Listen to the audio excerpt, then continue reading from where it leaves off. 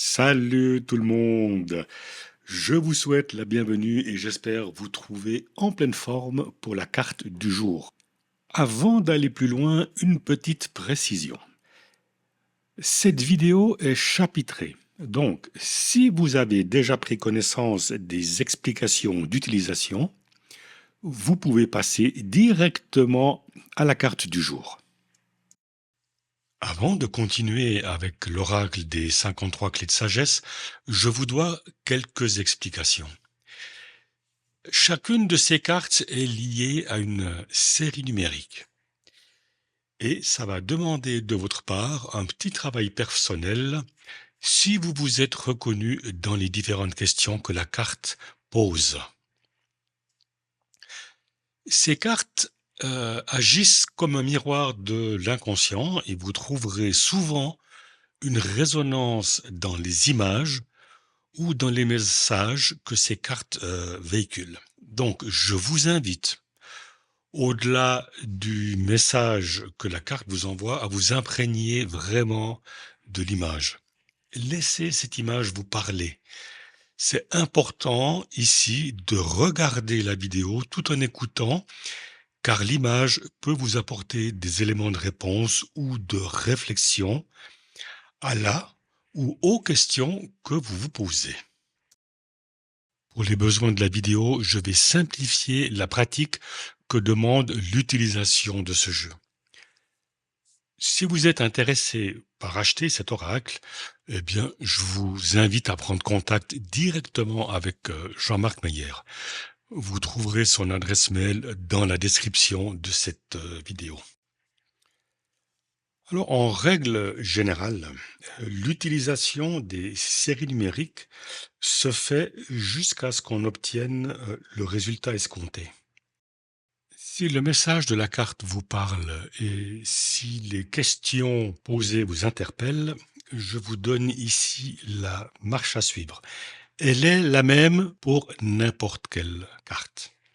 Donc, dans un premier temps, vous allez faire une déclaration d'ouverture avec la phrase suivante. Je m'extrais de la conscience collective et de mon histoire personnelle. J'entre dans la lumière de mon âme. Je suis dans l'esprit du Créateur, je vois, et j'agis comme le Créateur voit et agit. Ma transformation contribue au développement harmonieux de tous et de tout ce qui est et au salut global. Maintenant, je vais vous donner une ou deux idées de ce que vous allez pouvoir faire avec tout ça. Vous pouvez, par exemple, programmer un cristal de roche en y inscrivant la série numérique avant de le porter sur vous. Vous pouvez aussi informer une carafe d'eau transparente en y inscrivant la série numérique. Méditez avec cette série numérique ou simplement la répéter comme un mantra, particulièrement avant d'aller se coucher. Vous pouvez aussi afficher la série numérique dans un endroit visible, un endroit que vous fréquentez régulièrement, en prenant un court moment pour vous concentrer sur elle.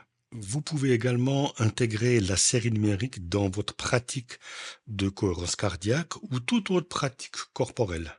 Vous pouvez la graver, l'inscrire sur une bougie. Lorsque la bougie est allumée, vous vous concentrez sur la série numérique tout en formulant votre intention de normalisation. Le but dans tout cela, c'est la régularité, le faire tous les jours jusqu'à ce que vous obteniez le résultat escompté. Aujourd'hui, le jeu nous offre la carte numéro 23, neutralisation des informations négatives.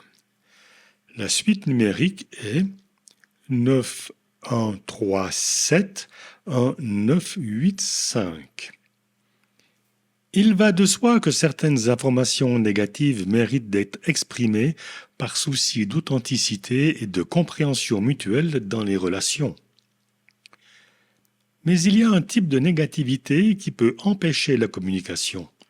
Il s'agit des mensonges, des diverses formes de manipulation, d'informations blessantes inutiles, d'informations non vérifiées ou spéculatives, de problèmes extérieurs sans impact, de révélations d'informations confidentielles, de critiques sur les aspects hors du contrôle de l'autre, comme son apparence ou son passé familial.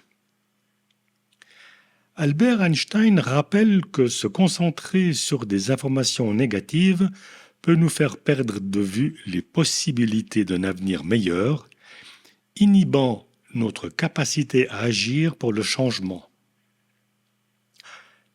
La différence entre le passé et l'avenir est que l'avenir a toujours une chance de changer. Comparant les informations à l'ombre et à la lumière, Gita Malaz nous donne à travers l'ange le conseil suivant, je cite: « La lumière ne naît pas de l'ombre, mais l'ombre meurt de la lumière.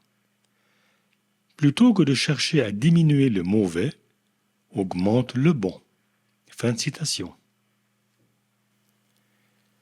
Voici les questions. Est-ce une rumeur ou une supposition qui pourrait s'avérer fausse ou exagérée?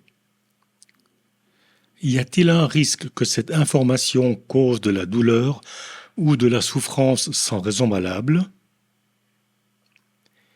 Y a-t-il un risque que cette information génère un conflit ou des tensions? Il est temps maintenant de prendre un petit moment rien que pour vous. Dans le tourbillon des pensées sombres, le Tao nous murmure: l'eau ne lutte jamais. Donc, ne résiste pas.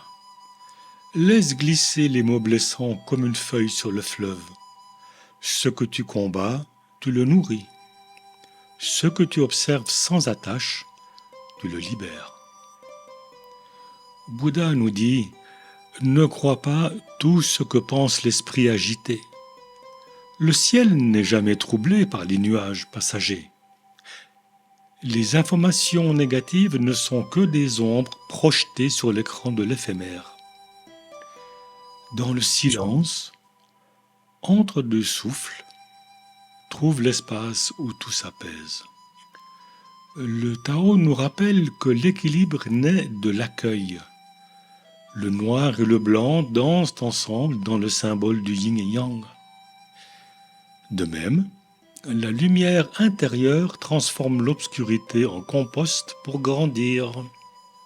Enracine-toi comme le mont ancien. Laisse les vents des critiques et des peurs traverser tes branches sans emporter ta paix. Car, comme le dit le Sutra du cœur, la forme n'est que vide. Le vide n'est que forme. Ainsi, neutraliser n'est pas détruire, c'est voir au-delà.